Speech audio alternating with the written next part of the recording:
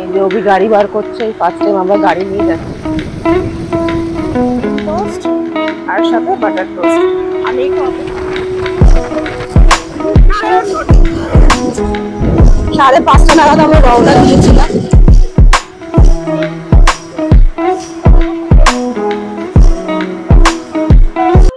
Good morning সবাইকে। প্রায় বাজে 5:15 হচ্ছে। এখন আমরা বেরিয়েছি। এই যে অভি গাড়ি বার করছে, এই ফার্স্ট টাইম আমরা গাড়ি নিয়ে যাচ্ছি। কিরকম কি এক্সপিরিয়েন্স হয় না হয় সেটা আপনাদের সাথে শেয়ার করব। এই যে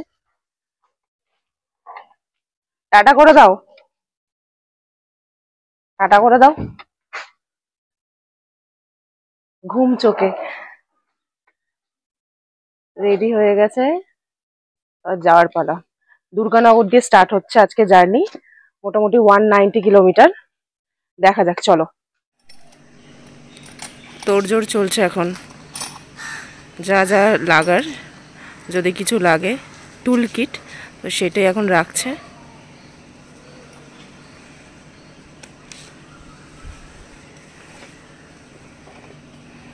জায়গা আছে এটা।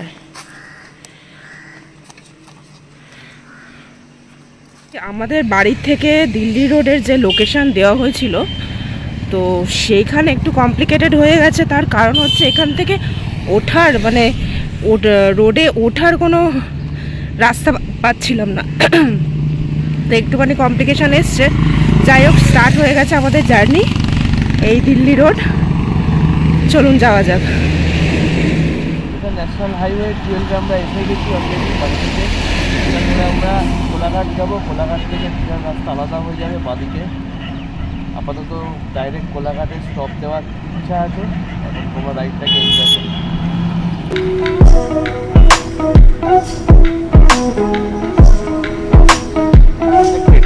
ন্যাশনাল হাইওয়ে 12 ছেড়ে আমরা নিয়ে নিয়েছি ন্যাশনাল হাইওয়ে 16। এটা যাচ্ছে খড়গপুর, খড়গপুর থেকে সোজা বম্বে। এখন আমরা কোনা এক্সপ্রেস ওয়ে ধরে যাচ্ছি খড়গপুরের দিকে, বাট খড়গপুর তো যাবো না, আমরা কোলাঘাট থেকে দীঘার রাস্তায় বাদিকে ঘুরে যাব। কিরম রাইডটা লাগবে তোমরা কমেন্টে কিন্তু জানিও সবাই।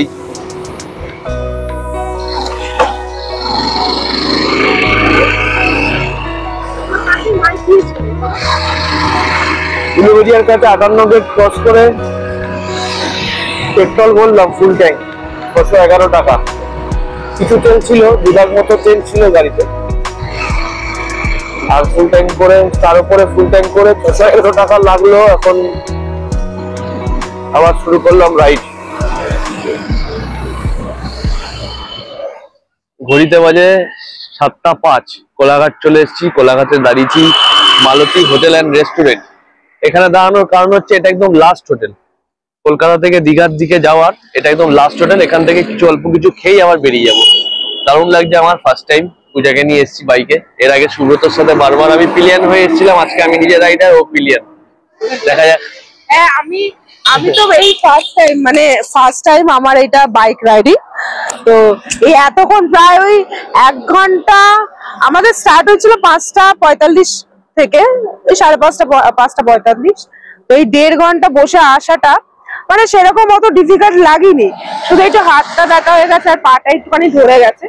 তো এত তাড়াতাড়ি যে কোলাঘাট চলে আসবো সেটা আমার মানে এক্সপেকটেশন ছিল না। আর কোলাঘাট আমি এসেছিলাম অনেক কবে এসেছি, লাস্ট আমি দীঘাতে যখন এসেছিলাম এর আগে অনেক বহু বছর আগে। তো আমি যখন কোলাঘাট ঢুকছি আমি বুঝতে পারছি না যে এটাই কোলাঘাট কিনা। আমি আবার ওকে জিজ্ঞেস করছিলাম। তো চলো, ভালোই লাগছে। কি আমরা খাবার অর্ডার করেছি দেখাবো। তুমি কি নিলে? আমি ডিম পাউরুটি। আচ্ছা, ও নিয়েছে ডিম পাউরুটি আর আমি নিয়েছি শুধু বাটার টোস্ট, ব্যাস। আর সাথে একটু চা। চলো তোমাদেরকে দেখাই কি কি নিয়েছি খাবার। আর সত্যি বলতে রাস্তা একদম পরিষ্কার, কোনো রকম প্রবলেম হয়নি। আর যেহেতু আমরা সকালবেলা বেরিয়েছি, খুব সুন্দর ওয়েদারও আজকে। জানি না এরপরে রোদ উঠবে কিনা। এই যে আমাদের যেখানে আমরা হল্ট নিয়েছি, দেখিয়ে দিই ভেতরটা। আমাদের এই জিনিসপত্রগুলো রাখা আছে, এই দোকান।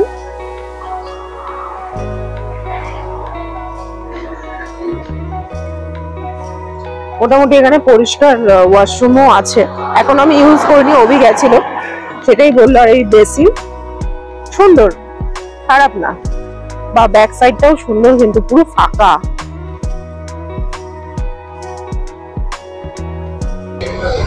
দিয়ে দিয়েছে ডিম টোস্ট আর সাথে বাটার টোস্ট। আমি একটু অপেক্ষা করছি চায়ের। চা আসলে আমি একদম চায় ডুবিয়ে ডুবিয়ে খাবো, যেটা আমি অলওয়েজ খেয়ে থাকি, আর আমার গ্যাস হয়।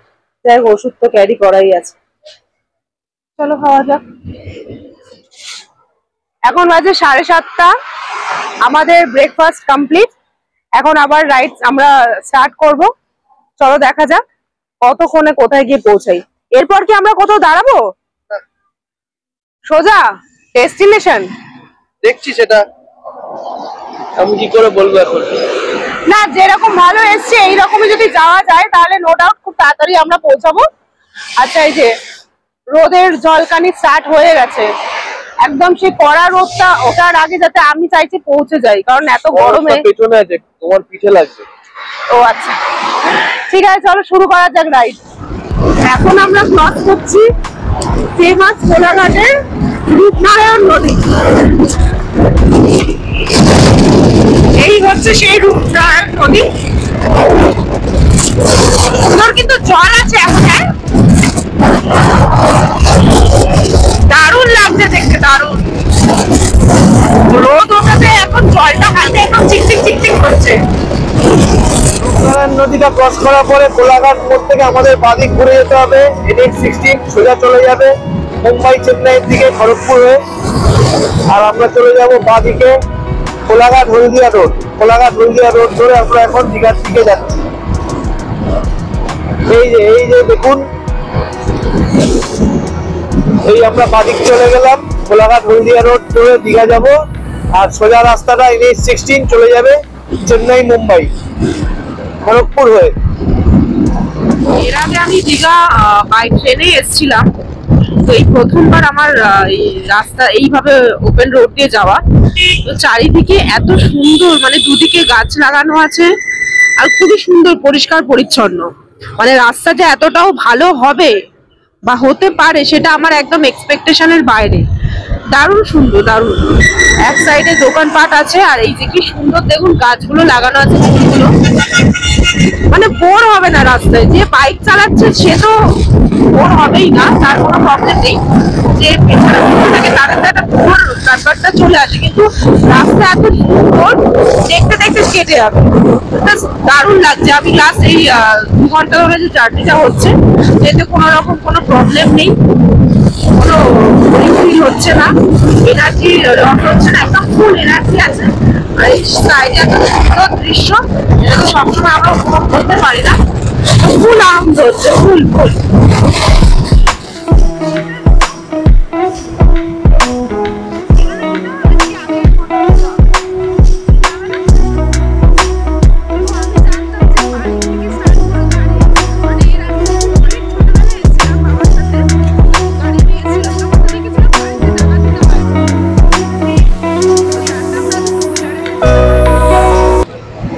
বাজে চলে এসেছি নন্দকুমার।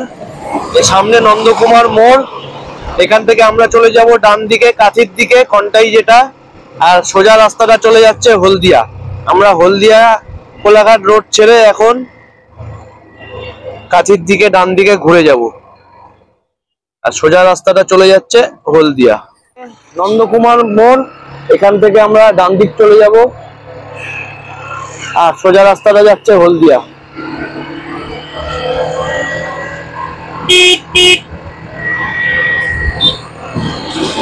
এদিকে রাস্তাটা চলে গেল হলদিয়া। SBSTC প্রাইভেট বাসগুলো দাঁড়িয়ে রেস্ট করছে। আর আরেকটা কথা, সেটা হচ্ছে নন্দকুমারের পর থেকে কিন্তু রাস্তাটা সিঙ্গেল লেন, বোথ সাইড যাওয়া আসা। সুতরাং এইখানকার পর থেকে একটু অত সুন্দর ক্রুজ করা যাবে না, একটু কেয়ারফুলি গাড়ি চালাতে হবে। এইখান থেকে পুরো আপ টু দীঘা অব্দি এরকমই বোথ সাইড রাস্তা, মানে একটাই লেন, বোথ সাইড যাওয়া আসা।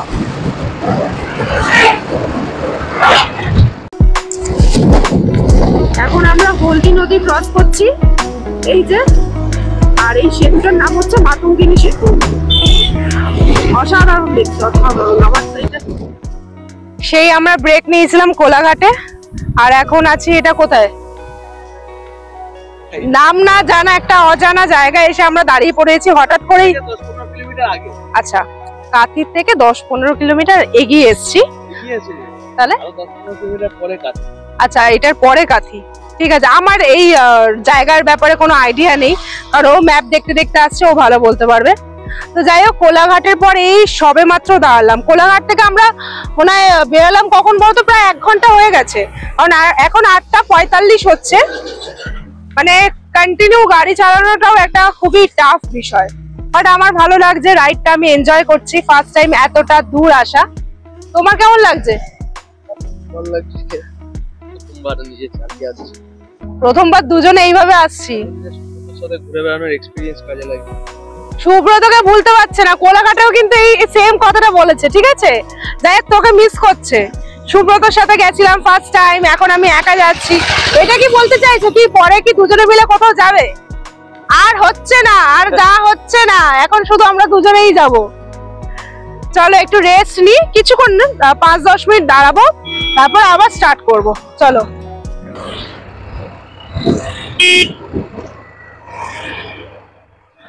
এই হচ্ছে কন্টাই মোড়। কন্টাই এখান থেকে আমরা ডান দিক চলে যাব দীঘার দিকে, আর সোজা রাস্তাটা যাচ্ছে কন্টাই শহরের মধ্যে।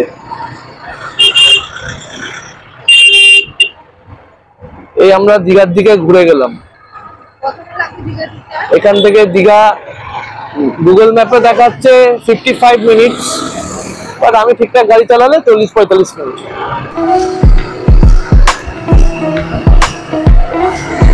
প্রায় অনেকটা কাছাকাছি চলে এসেছি দীঘার।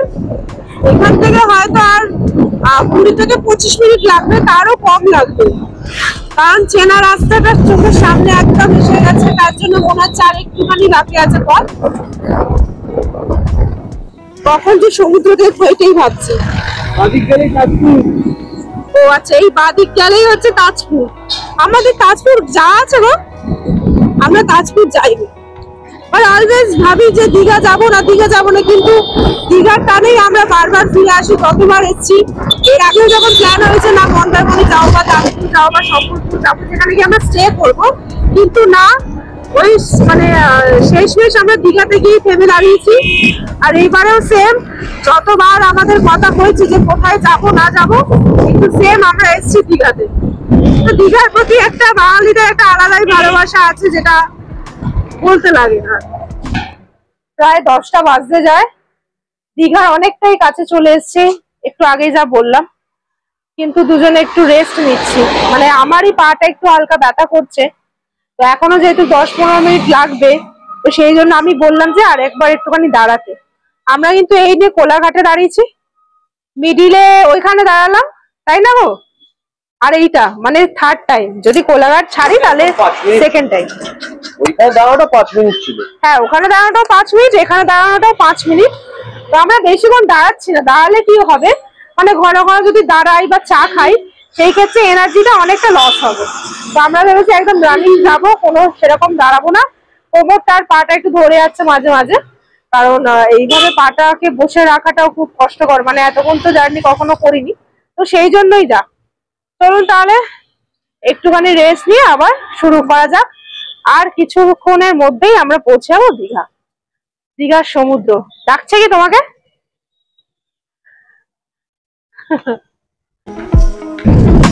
ফাইনালি আমরা এসে গেছি না, এই সেই পেটটা, এটা দেখলেই মনে হয় যে চলে এসেছি, আর সত্যি চলে এসেছি।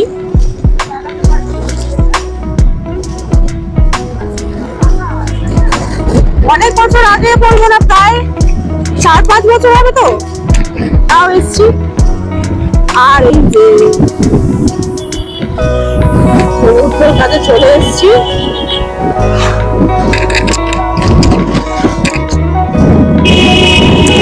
খুবই আনন্দ হচ্ছে। আজকে সারাদিনটা অনেক মজা করবো, দেখা যাচ্ছে, দেখেও থাকবে।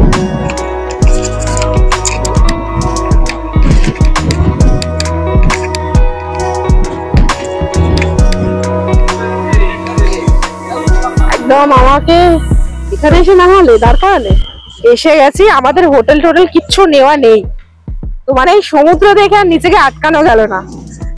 কবি একদম সামনে এসে দাঁড় করিয়েছে, আর সেই আওয়াজ, সমুদ্রের যে ঢেউয়ের আওয়াজটা, সত্যি এটা মানে কি বলবো আর। এই যে দেখাই, আজকে ফাঁকা আছে, বিচ ফাঁকা, দারুণ লাগছে, দারুণ লাগছে। অনেকদিন পর দীঘা আসলাম, অসম্ভব সুন্দর। জলে নামার তো ইচ্ছা হয়, কিন্তু নামি না আমি সেরকম, আমার ভয় লাগে। এই যে ঢেউয়ের আওয়াজটা সত্যি দারুণ। এটা মানে একটা কোনো সবজি দিয়েছে, আর আছে